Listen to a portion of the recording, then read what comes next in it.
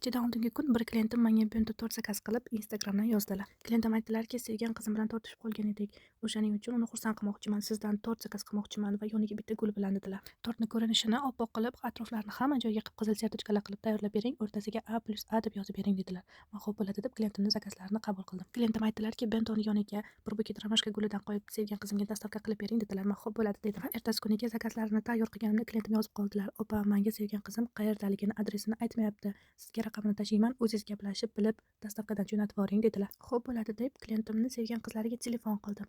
3-4 marta telefon qildim, o'chirib tashladilar, umuman ko'tarmasdan. Keyin o'zlari menga qaytib chiqdilar va men aytdimki, sizga dostavka bor edi, adresingizni aytsangiz, men sizga dostavkangizni jo'natib beraman. Klientim meni iltimos qilgandilarki, syurpriz borsin, bilmasin, men uni xursand qilmoqchiman deganlariga, klientimizni sevgan insonlaridan men bu syurprizni yashirishga harakat qildim.